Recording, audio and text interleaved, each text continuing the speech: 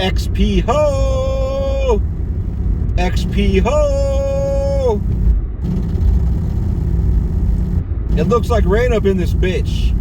It looks like rain up in this bitch.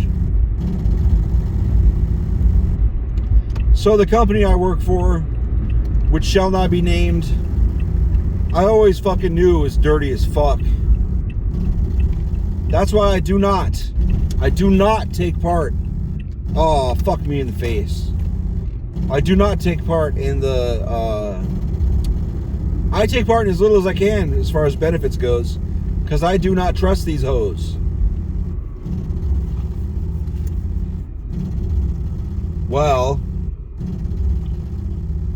actually, now that I think about it, I do kind of recall this a little bit.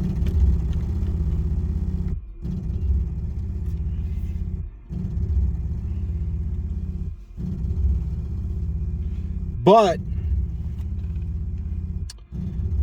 the sad thing is, they gotta stop right there, because the track switch is right there.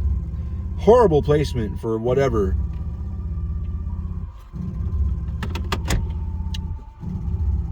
So 10 or 15 years ago, I can't remember, 10 years ago, 8 years ago, 7 years ago, our company switched who they provide their benefits through. Well, when they did that,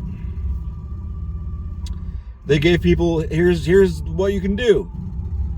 You can either cash out, or your money will go over to the new system, and we will start matching your contributions or whatever. Well, I remember Mark saying, take your shit out, and some people did, some people didn't. And the sales guy that was telling me about it, he did take his shit out, but nobody else at the location he was at before, nobody else did. So what happened when they switched it over was they moved the workers' retirement from the old one to the new one, but they did not move the company contributions for the matching programs on the old one. They did not move the company money over. So the money that the company had put in on the old plan, I think they might have moved over 25%, but they took out 75% of what they put in. So the people that did not, they could have cashed out. If they would have cashed out, they would have paid the taxes, whatever, but they would have had that money that the company had contributed to the old fund. Because the agreement was to the old fund, not to the new fund. That's dirty as fuck. There are a lot of people that lost many, many thousands of dollars. Because the guy that was telling me about it said he had cashed out like $95,000 the company had matched, because he'd been with the company for a long time. And he remembers when he started, there was a situation where people got fucked over like that. So that's why he cashed out. He's like, well, I don't trust it. And he was right to do that. But they didn't tell people. Like, if you read between the lines, legally, they didn't say explicitly that they were moving their money over that they contributed. They said that they would resume matching or start matching or whatever. But yeah, that's dirty as fuck.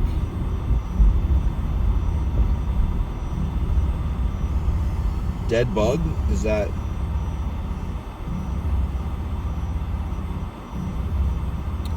Yeah, but anyway, that's a cool story if I ever heard one. What was I going to talk about anyway?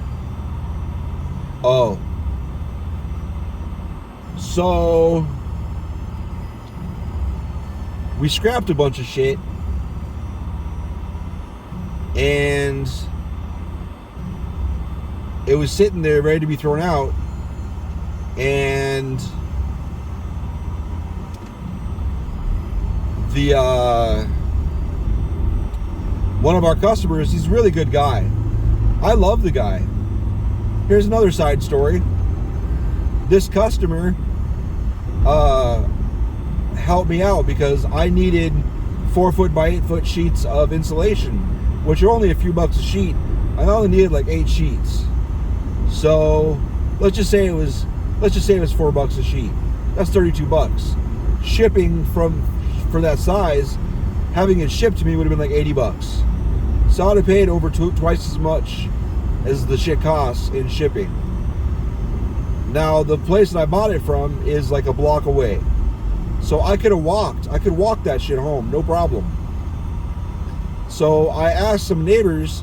There are some neighbors around my house that have a truck. I'm sure I've talked about this before because it pissed me off. I was asking neighbors, like trying to catch them or going up and knocking on their door at the end there for the last couple. Like, hey, I live right over here, and I need to pick up some things from the Home Depot that's right here. I'll give you, I was like, I offered $20. I'll give you $20 if you can help me out. And all of them like, no, I'm sorry. One said I don't do that. And I'm like, okay, like you don't help your neighbors, that's cool. I was even gonna offer money. Like, I live right here. Like, I can point to where I live. And if we got on a tall enough ladder, we could fucking probably see parts of fucking the store. It's right there. So he was asking me about it because I told him about, I can't believe how fucked these people in Chandler are. And I think you can see it from a ladder. I guess I have to be like a 40-foot ladder.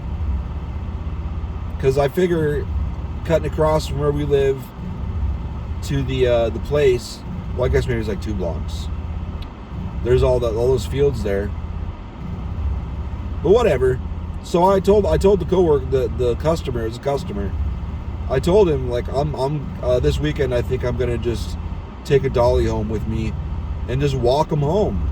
I'm just gonna go pick a couple up at a time and just carry them home because they're not heavy. It would be kind of weird if the wind blows. It might fuck me up, but so that's what I was gonna do. He's like, no, fuck that. I'll come out there like 7 in the morning and I'll help you. I was like, what, in your Beamer? He's like, no, I got a truck. I was like, oh.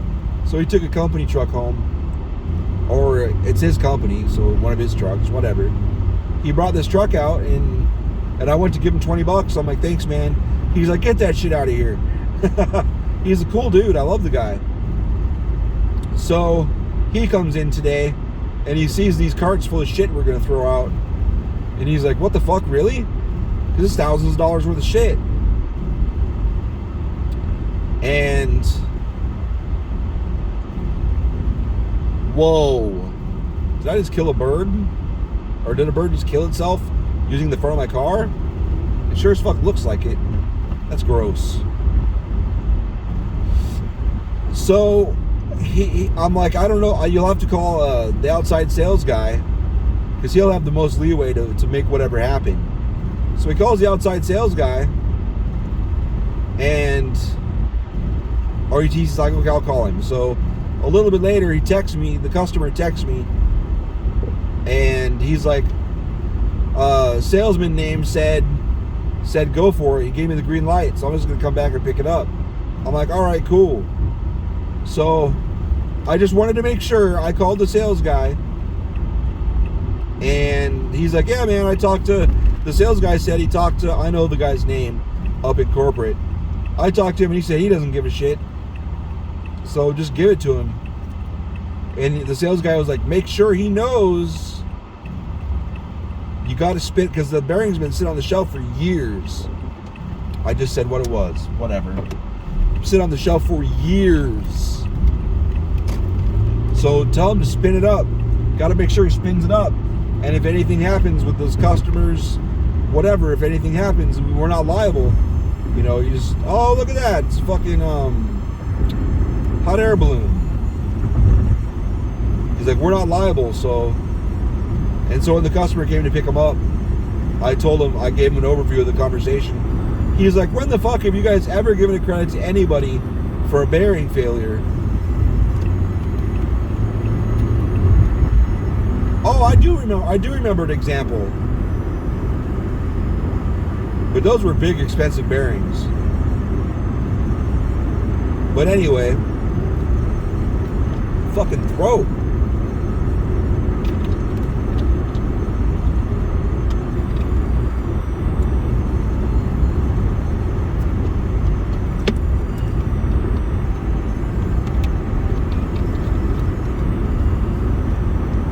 So after the customer comes and picks it all up, the new boss man was like, Did you do it? Did you get it in writing that it was okay? And I was like, well, no, not really. It was just over the phone. And so he told me to email him one of those per the phone conversation calls or emails. So I did that, and then about 45 minutes later, I get a text from there saying, "Oh, outside sales guy got cold feet. He doesn't want to do it." And I was like, well, what do we do?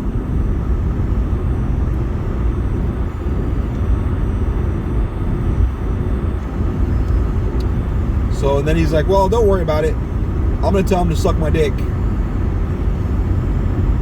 So, whatever. We'll see. It's already off the books anyway. It's already trash. I don't know. Maybe he didn't. Maybe the outside sales guy really didn't talk to the guy up the chain. I didn't verify, because I figure customer talked to sales guy. I asked sales guy said yes. I talked to him. So I'm not going to verify up the chain anymore. So we'll see.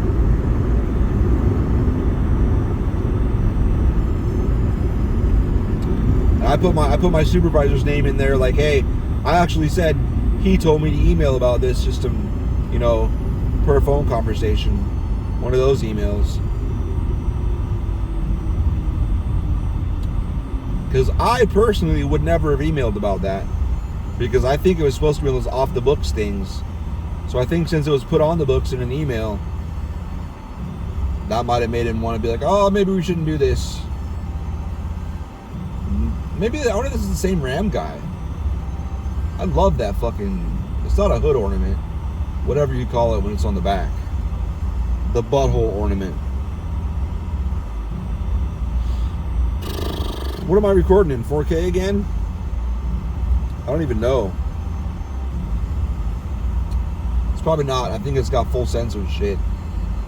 It's not 4K because I can zoom in 10 times if I so choose. Which I won't.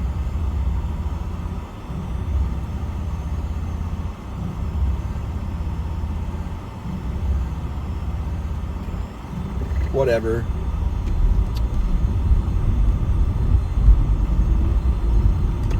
I don't know why I don't trust this truck. Because it needs cleaned? I think I can make it.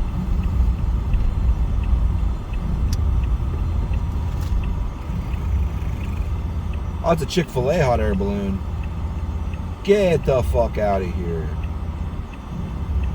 What are these guys doing? Flipping a bitch? I don't like the new fucking Genesis. The new Genesis cars. I know that they're just, they're pretty much the same body as the Sonatas. Because the Sonatas, when I was working at my company in 2014, whatever year, whatever model that was, they were so sexy. The way the aerodynamics were, they looked longer than the other sedans. They were so sexy. There was a gray Genesis, Hyundai Genesis, that parked at the Albertsons on Rural and Guadalupe, which doesn't exist anymore. They closed that location. But the guy that was in the fucking gray Genesis out there, that was like that. I'm drooling like a motherfucker. I loved that car. I'd go to Jack in the Box a lot, just because there's a Jack in the Box right there that is still open. There's a Jack in the Box. I'd go get food there, back when, because that was when I was working with David, and I was getting burned out here and there, so I'd leave for lunch, and I would go to that fucking Jack in the Box just to go find that fucking gray Genesis and sit in the parking lot and stare at it while I was eating. Fucking sexy ass car. Love that car. Oh shit. I need to get the fuck all the way over to the right. Oh, okay. That's cool, bro. Come on over. Come on over, homie. That fucking truck I was nervous about is all the way over there. That's cool. This sucks dicks. Somebody needs to do some moves. All these guys in front of me need to fucking turn left right now. But they're not. I should just drive around and go get Lily. She, like yesterday, I went home and I waited until closer to 6 to pick her up. And she was the last one to get picked up. And when I picked her up, she's like, "Why'd you take so long?" I was like, "Now wait a minute. What do you mean, why did I take so long? You get mad at me if I pick you up too early."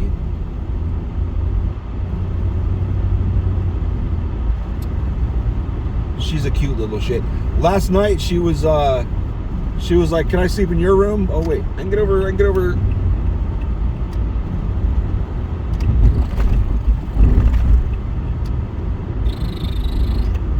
She asked if I could sleep in my room, and I said, "Yeah."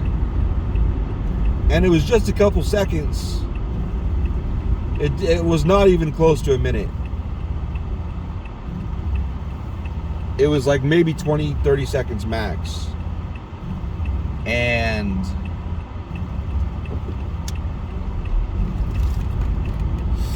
I turned my chair because I was sitting at my computer, because my computer desk in my room. Nice dumper, sweetie. Nice dumper, sweetie. I was going to say she lives in my neighborhood, but I don't even think this is the same neighborhood as mine, because I don't have these walls in my yard.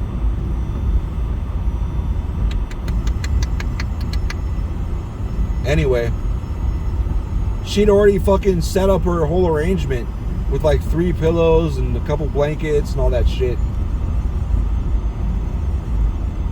Now I'm going to pay attention to where the neighborhood wall edge is. Maybe it is my neighborhood. We just don't have these kind of walls. Whatever, bye.